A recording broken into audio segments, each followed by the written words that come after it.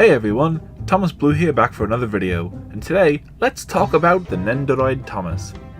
I'd like to also apologize in advance for the weird lighting of this video. I swear it didn't look like that on my camera when I was recording, but checking back on the footage, it seems like there's this weird strobe effect. It doesn't seem too bad, but just please let that be noted. So back in February of this year, the Nendoroid company, known for making figures of lots of anime and video game characters, announced they were making Thomas the Tank Engine. Now this isn't the first time the company has touched a non-Japanese property. They've made Winnie the Pooh, Mickey Mouse, and all the sort, but Thomas, that was a surprising choice. And people were mad. Getting into the Nendoroid lineup is about as rough as getting into the Smash Bros. Roster. And anime nerds were salty this little blue engine got in over another Hatsune Miku. Now don't get me wrong, I love anime. A lot. But Nendoroids always seemed a little expensive for my taste in figures. But, as usual, as soon as you insert Thomas the Tank Engine, my wallet is that company's wallet. Unless you're Mattel. Jokes aside, what a lot of Western anime fans fail to realize is that Thomas is big in Japan. Thomas has been as relevant as ever since the series debuted in Japanese. And Thomas has been a staple of Japanese kids' culture just as much as Doraemon or Anpanman I'd argue. So obviously I pre-ordered one and had it shipped to me in the US, and I've gotta say, I was hyped. I'm always excited for Thomas merch that looks good from the get-go. Some people are mad that it's not based on the model series Thomas, but honestly, I don't mind. Brenner-era Thomas was honestly one of my favorite eras of the show, and I grew to love that CGI embodiment of Thomas all the same as the one I grew up with. I'm just glad they didn't base the design on the awful All Engines Go design. I'll always give props to Japan for sticking to their love for Thomas and what they want the brand to be, even if Mattel has no idea what they're doing. Looking at the box, it's beautiful. Nendoroid boxes always have nice large windows to see the figures with a promo or two, but they really went above and beyond on this box. The box's front is made to look like Thomas, from his funnel reaching onto the box top artwork to the viewing window having a print of the Japanese Thomas 2D promo art face on it. This is a box that will stand out well on a shelf against other Nendoroids. With it being all blue, it helps stand out against the standard white boxes of most Nendoroids. The sides carry the same beautiful blue, with some promotional images of the Thomas inside, and the back of the box showcases Thomas's 3 included facial expressions well. On the bottom of the box, licensing info was made out to Hit Entertainment, and I could be wrong, but I didn't catch Mattel credit, which is certainly a good thing for this product.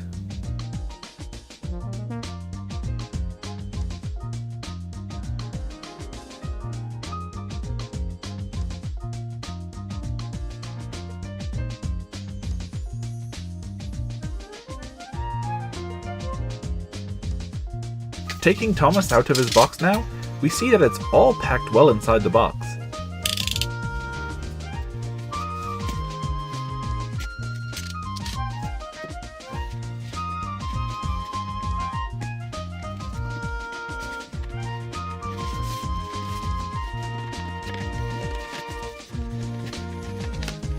We also find a sneaky Sir Topham hiding inside one of the box flaps. One small gripe that I have in general with this set that I'll mention at the moment is how few accessories there are in the set compared to most other Nendoroids. But seeing as it was a little cheaper in its base price than your average Nendoroid, that's easily forgiven.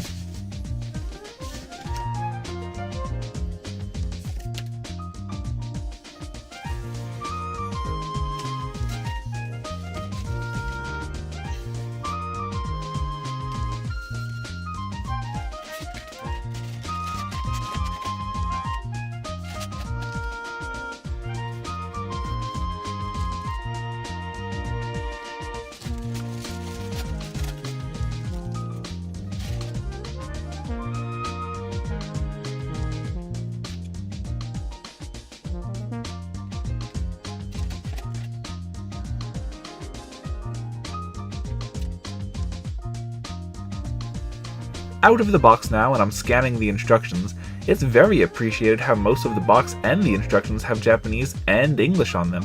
Although I'm trying to learn Japanese, it does make it convenient for a lot of the English-speaking consumers who I'm sure will be after this product in the future.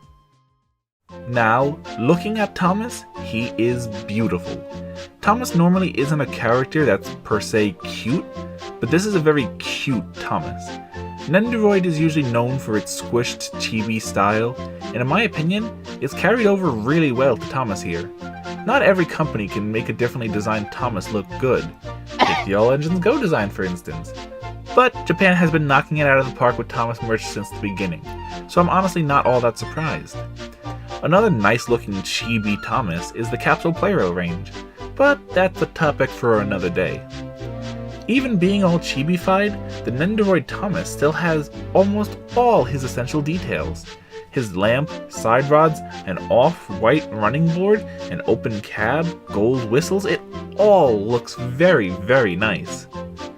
Granted, a few things are missing, a brake pipe, lamp irons, open cab windows, and his rear windows, but in a cute style, it's not so egregious. The design actually reminds me a lot of the My First Thomas style from some of the books that were from the late 90s to the early 2000s. It's so clearly Thomas, just small and chunky.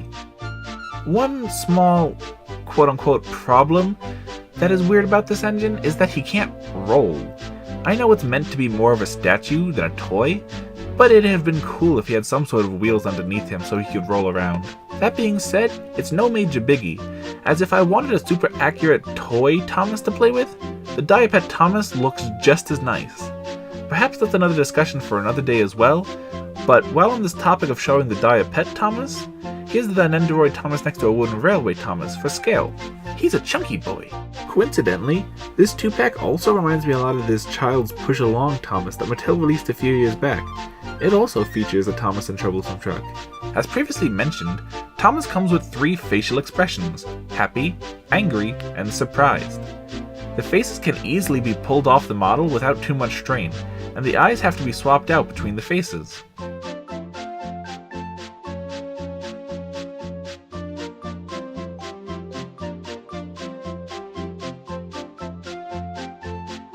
There's also this loose piece that sits behind where Thomas's mouth would be, but it doesn't stay in place well, and the face fits fine without it with no visible changes, so when I was done filming, I honestly just left it out. One of the accessories that come with the Nendoroid Thomas for the faces specifically is this white peg key, and with it, you can insert it into the holes behind Thomas's eyes to position them to your liking. It's a very intuitive feature. But, that being said, by the time I was done filming, an eye had already popped out of the eye plate, so I worry the eyes might potentially become too loose over time. While messing around with the faces, I was curious to see how the faces would also fit on the Departing Now Thomas, which seemed to be a similar scale. And it's slightly too big, and the Departing Now Thomas face is slightly too small for the Nendoroid Thomas, but it's a fun concept all the same.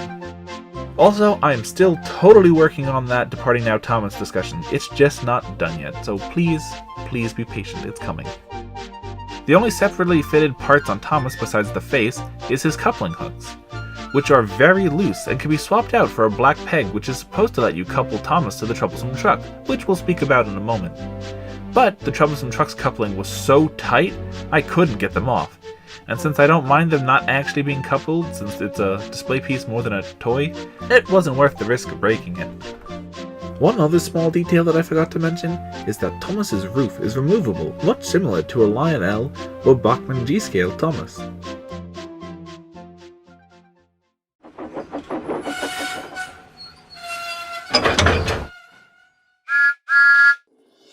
Speaking of the Troublesome truck, here he is. There's a lot less to talk about with this guy since, well, he's a truck.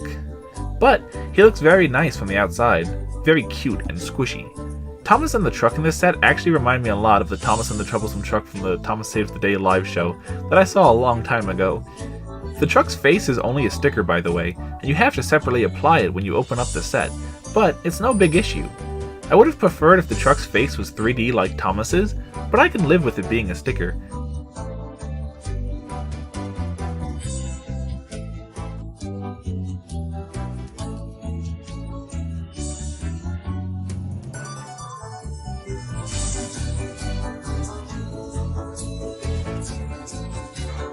Since I pre-ordered this set, I was actually sent a variant sticker option for the Troublesome truck with a surprised face, but I prefer the standard cheeky smile instead. With it only being a sticker, I'm sure some creative people in the community could definitely create their own custom faces for the truck if they so choose to do so.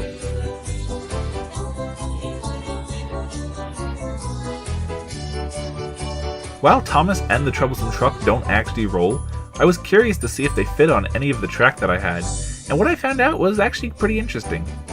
It turns out that Thomas and the truck have different wheel spacings, with Thomas's being much wider than the truck's. Neither Thomas nor the truck fit on wooden railway track, a standard to check, but the truck fit on both Tomy and Trackmaster 1 track.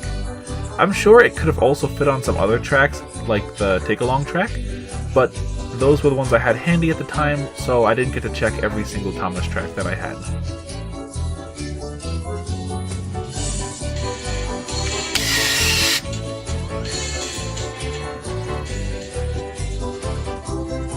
And while neither Thomas nor the truck roll, the truck can at least be pushed along the track if you so choose so.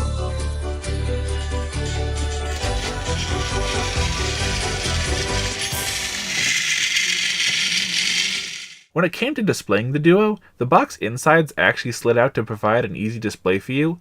It's very colorful and similar to the Japanese 2D artwork style for this series, but I've decided it would be nice to wrap things up here by making a quick set of Farquhar Station to display Thomas at.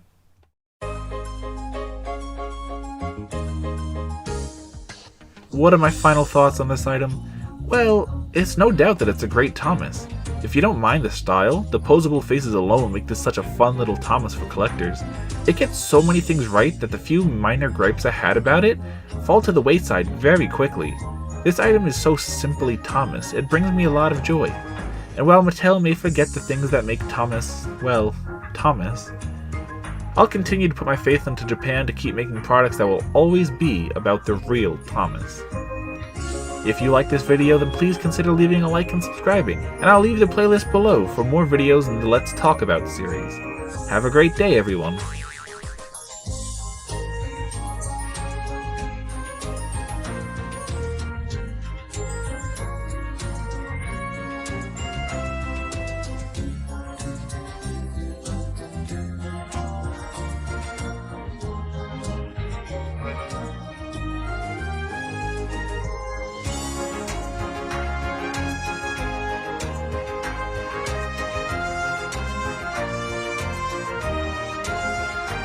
He's the one. He's the number one.